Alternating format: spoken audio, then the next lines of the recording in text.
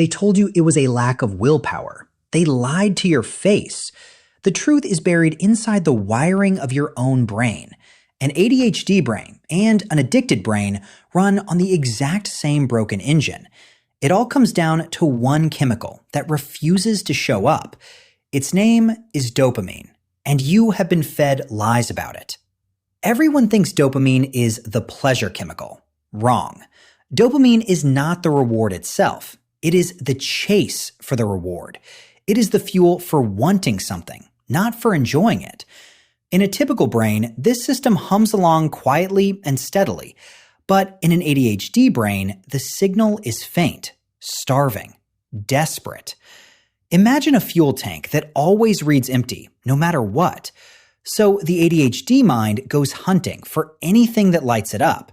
Sugar, screens, risk, anything that promises a quick spike. And this is where the story takes a very dark turn. Because addictive substances do one thing perfectly. They flood the empty tank instantly, full, for the first time. For once, the noise stops. The mind goes quiet. To them, it does not feel like a high. It feels like medicine. Self-medication. Hold that word. It explains everything. And the numbers behind this are absolutely staggering. People with ADHD are roughly twice as likely to become addicted. That is not bad luck. That is biology loading the dice. The dice were loaded before the game even started. And the trap is often set decades before the first drink. Picture the kid who could never sit still, never focus, too loud, too much, too disruptive. He heard it all. Every scolding stacked another brick of shame onto his back. So he grew up believing one poisonous story about himself, that he was simply broken, defective, the problem. But he was never broken. His brain was just built different. The front of his brain, the brake pedal, developed slower. Think of a powerful engine with weak, unreliable brakes. The urge to act fires long before the thought to stop arrives. For this brain, a reward now always beats a reward later. Tomorrow's consequences feel invisible, almost fictional. Now imagine offering that brain instant, guaranteed relief. A substance that says, I will fix you right now, no waiting. For a brain starving for years, how could it say no?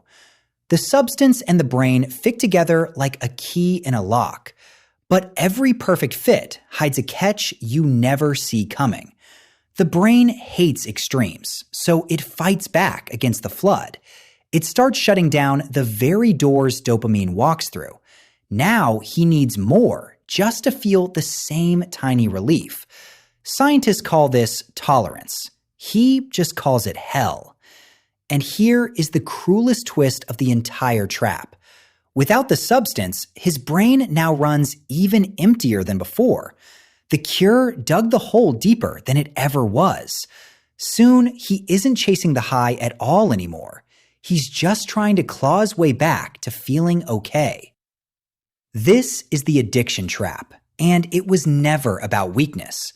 But the dopamine story is only the surface of it. Because ADHD doesn't just affect focus, it affects feeling. Emotions in an ADHD brain arrive louder, faster, bigger. There is no gentle dimmer switch, only full blast. There's even a name for it, rejection-sensitive dysphoria. A single frown can feel like total, crushing rejection. One awkward moment replays in his head for hours, days. Now imagine carrying that raw emotional storm every single day. And then something offers to make that storm disappear. For the first time, the emotional pain just switches off. That relief is the real hook, not the fun, the escape. He never wanted to get high. He wanted to feel silent. Just one moment where the endless noise finally stopped. But there's another side to ADHD nobody warns you about. The same brain that can't focus can also hyperfocus completely. Hours vanish. Food is forgotten. The world disappears. Now aim that superpower at a slot machine or a bet or an endless feed built to never let you go. These machines were engineered to exploit exactly this brain. The trap is the maybe, the unpredictable maybe next time. A random reward spikes dopamine harder than a certain one. So the ADHD brain gets locked in to just one more try. And that is why this addiction wears 1,000 masks. Food, shopping, work, sex. Same wiring, different disguise. So stop calling it a moral failure. It isn't one. This is neurology, meeting a world designed to exploit it. But understanding the trap is the first crack in its walls. Once you see the machine, it can never fully hide again. And that changes everything about how we climb out. But here's the question that makes people furious. If ADHD meds are stimulants, aren't they just legal drugs? The answer lives in one word: speed. An abused drug slams dopamine up in a violent instant spike. Proper medicine raises it slowly, gently, like a sunrise.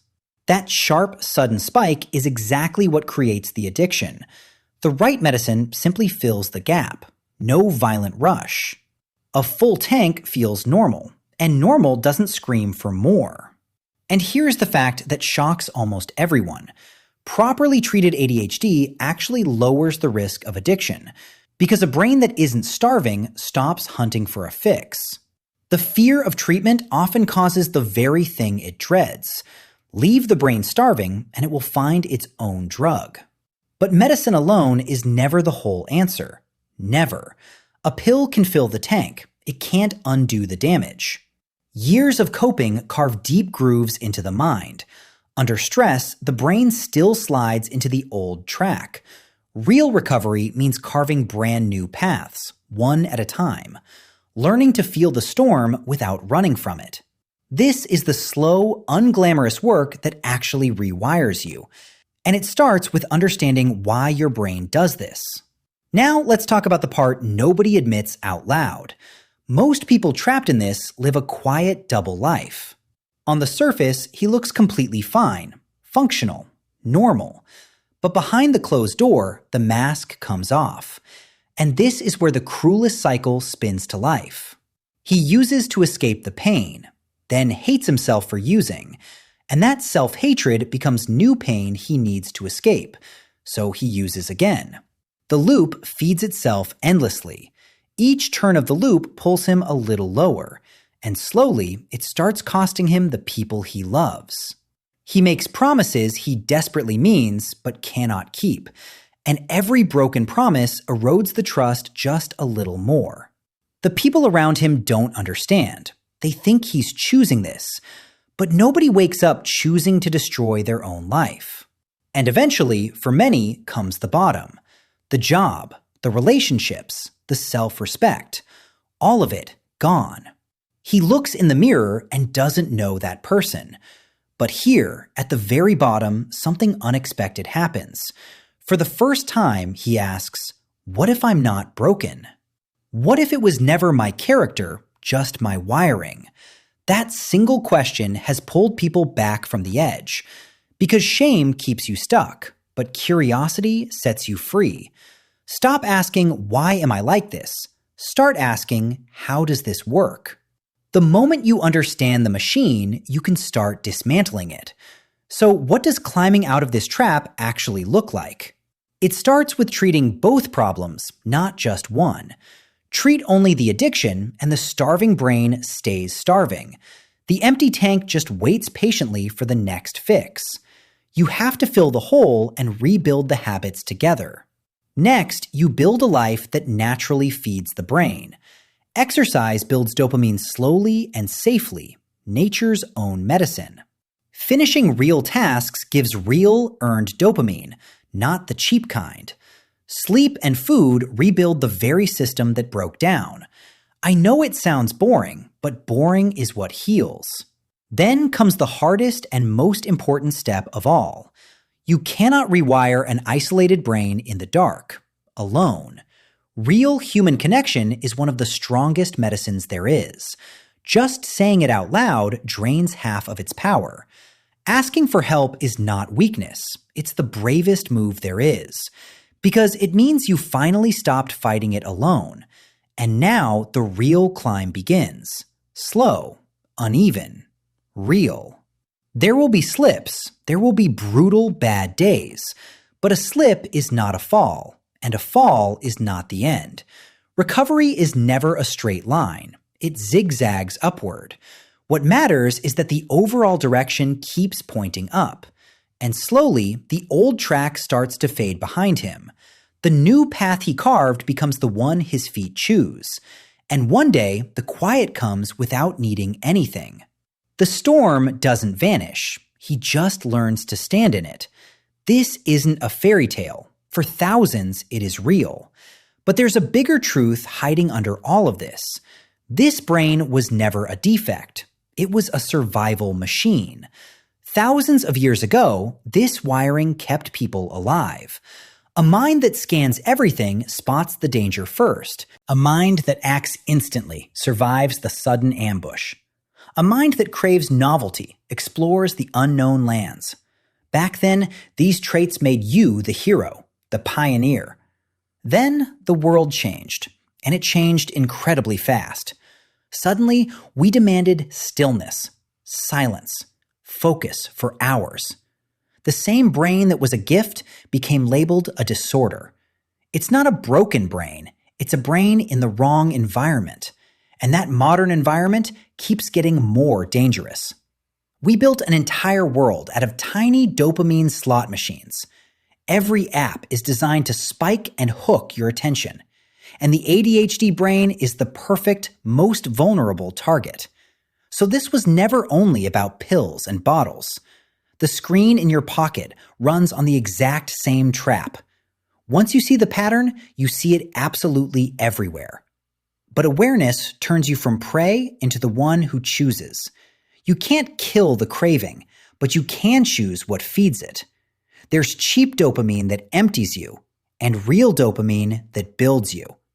Cheap dopamine spikes fast and leaves you emptier than before. Real dopamine is earned slowly and leaves you fuller. Effort, creation, connection, these pay the brain back in full. So you design a world that makes the healthy choice easy. Make the trap harder to reach. Make the good path easier. You stop fighting your brain and start working with it. That same hyperfocus can build a business, master a craft. That restless energy can create things calmer minds never would. The goal was never to become someone else. It's to aim what you are. And if any of this sounds painfully like you, please hear this. You are not weak. You are not alone. And whatever you've done in that trap, it wasn't your true self. It was a starving brain doing whatever it took to survive. The bravest thing you can do is tell one person, a doctor, a friend, a helpline, just one first step. Because the pit you're in is not where the story ends. People walk out of this every single day. It's real. The brain that broke you also holds the power to rebuild you. It's the same powerful engine. You just steer it now. The path up the mountain was there the whole time. There are no shortcuts, but there is a real way through. And it's walked one small, honest step at a time. And once you've climbed, you reach back for the next person. That's how the trap finally loses its grip on everyone. So the next time your mind screams for a quick fix, pause. And remember, it's not you talking. It's the wiring. And in that tiny pause lives all of your power. It was never weakness. It was a brain fighting to feel whole. And now, finally, you understand exactly how it works. But let me show you how this actually feels, up close. It's morning, and his brain already feels flat, empty. So the very first thing he grabs is the quick spike. He knows what he has to do. He just can't begin. It's not laziness. There's a literal wall in the wiring. Hours disappear into nothing, and the guilt starts stacking up. By evening, he's failed himself again, same as always. And now that shame needs somewhere to go, somewhere quiet. And just like that, the loop turns one more time. Do you see it? Every link pulled the next one. And that means you only have to break one link. Change how the day starts, and the whole chain shifts. Shrink the first task until it's impossible to refuse. One tiny win gives real dopamine, and that pulls the next. You're not fixing the brain, you're feeding it correctly. Now the same evening ends with pride instead of shame. And with no shame to escape, the substance loses its job. The substance was never the real problem. It was the bandage. Heal the wound underneath, and the bandage falls off on its own. That right there is the secret nobody ever told you. There are two versions of this brain waiting inside you. One that stays trapped, blaming itself in the dark, and one that understands itself and finally breaks free. Same brain, same wiring, completely different destiny. And the only thing separating them is understanding. You now hold the map that took him years to find, that one missing spark from the very beginning. You know how to feed it now, slowly, on purpose, not from a bottle, from the life you build. That is the entire game, and you're finally playing it. So when the noise comes back, and sometimes it will, remember you have survived every single one of those days. Your record of getting through the worst days is perfect. You don't need to fix everything, just take the next step. And if you can't see the next step, ask for help finding it. Your brain was never trying to destroy you. It was desperately, clumsily trying to help you survive. And once you understand that, you can finally forgive it. Forgiveness is where the real healing quietly begins. You were never the problem. You were just never explained. Now you have the explanation, and with it, a real choice. What you do with it from here is entirely yours. And someone you know is still stuck in that dark loop. Maybe this is the explanation that finally reaches them. Because nobody should have to figure this out alone. So if you forget everything else, remember just this. It was never a lack of willpower. It never was. It was a brain built for a different world, doing its best. And now that you understand it, you get to steer. The storm can still visit, but it will never drive again. The same spark that once controlled you now answers to you. His story is finished, but yours is just getting started. The path is right in front of you. It always was. So take one step, just one, and then another. That is how every mountain and every mind is finally climbed.